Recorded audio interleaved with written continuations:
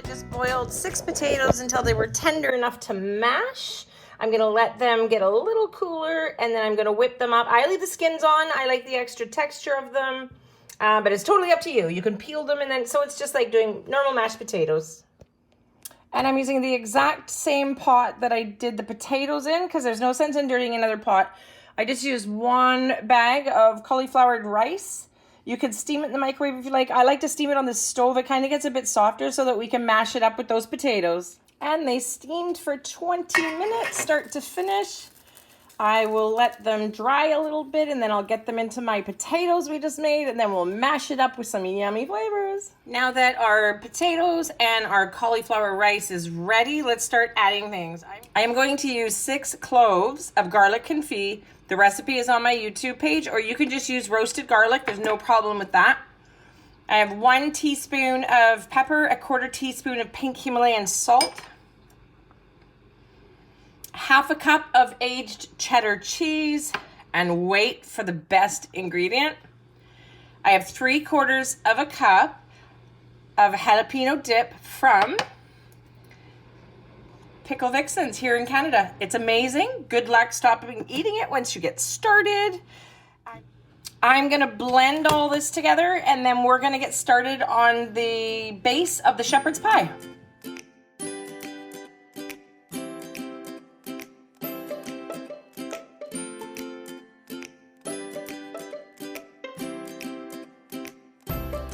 And there we have it. We're good to go. It's all whipped up together. I do like letting the ingredients get a little bit cold to start, and then all my cheese isn't gonna melt. I'd prefer it melted when it's on top of the base of my shepherd's pie, but it's totally up to you. I like to let it cool a little bit.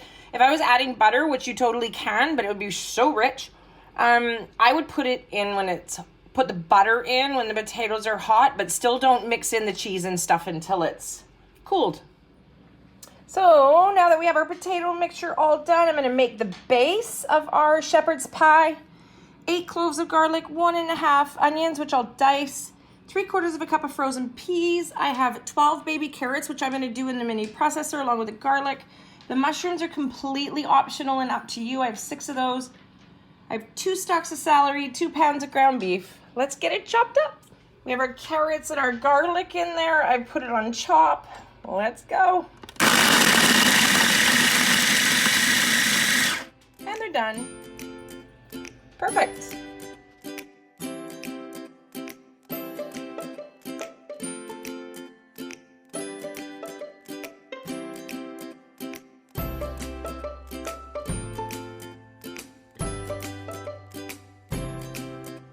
Medium high. I'm going to get it super hot. Then I'm going to add 2 tablespoons of vegetable oil. I'm using my garlic confit oil, but you can use any oil that you prefer to use. I'm gonna get the oil in there. It's nice and hot. You can see a little bit of smoke coming off of it.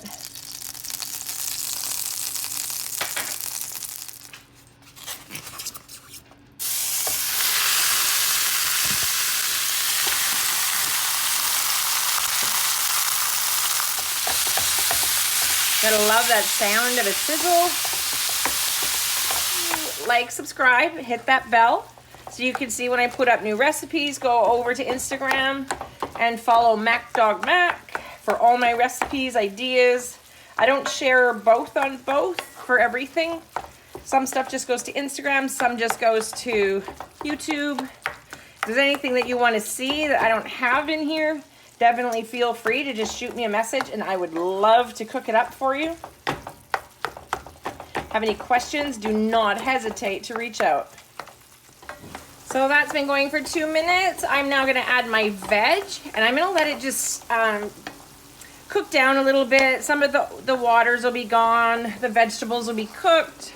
So here we have the mushrooms, onions, and celery. I'm going to need room in my pan to cook them down. So I have room to add those beautiful potatoes we made. I'm gonna get the carrots and garlic in there now. We broke those up in the KitchenAid mixer. That KitchenAid mixture, this is not an advertisement. I love it. It sits on my counter. I use it every single day. I don't work with them. But if you're looking for something smaller than your normal food processor, I barely bring my normal food processor out anymore, to be honest. That one's so convenient. I'm gonna add my tablespoon of garlic powder, my teaspoon of black pepper. Then I'm gonna cook that down a little bit, and then we'll come back and add the broth and the rest of the good stuff.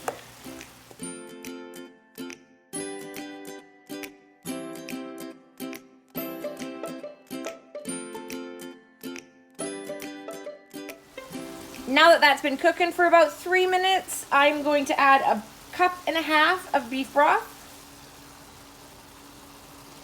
I'm gonna add my 2 tablespoons of Liam Perrins. And then I'm just gonna let this simmer down. And again, the vegetables will get smaller, leaving us more room to add our beautiful potatoes. So that's been going about 8 minutes now. See how much less there is with the vegetables all broken down a bit more. And we'll tell you, I tasted it and it's absolutely delicious. There's still some juice in there. I'm gonna add in my peas, 3/4 of a cup of frozen peas. They almost didn't want to come out of there.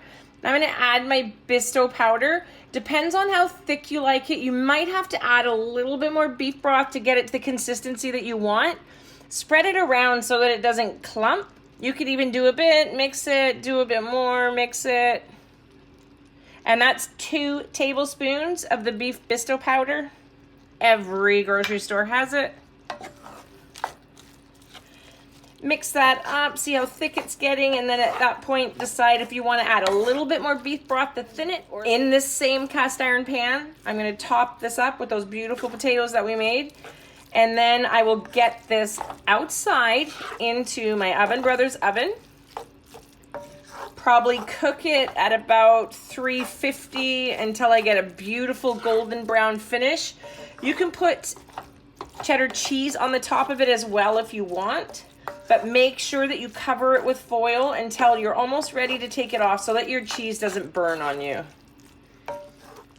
I'm just gonna let this cool, and then I'm gonna add the cold potatoes on top, and then we can start the fire in the oven and get our wood-fired shepherd's pie going.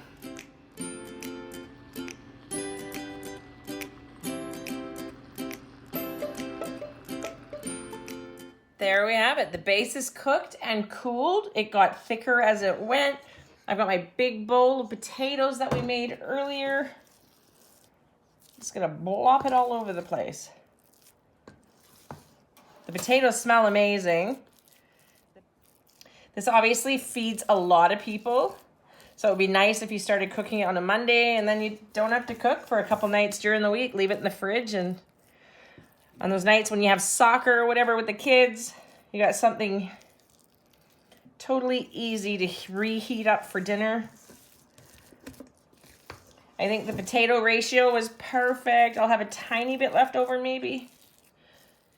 I'm not gonna top the top of this with cheese because there's so much cheese in it. I really don't want to take away from that jalapeno popper flavor. Just gonna do a few fork marks on there, make it look pretty.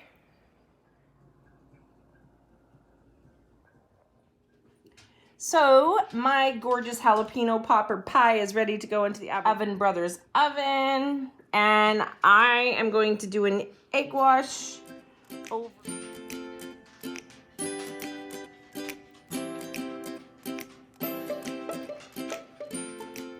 And there we go. We're all done. She's gonna be beautiful. There she is. All cheesed up. It's like -20 with the wind chill factor. But we're nice and cozy because we're sat outside an OB oven. There she is, all crispy, well done, baked like a pizza. I'm just gonna get some gravy going. Shepherd's pie for Glenn always has to have gravy. So when I make like a red wine beef braised roast or some short ribs, I always save the juice. So this is a red wine beef braised gravy to go on top of shepherd's pie.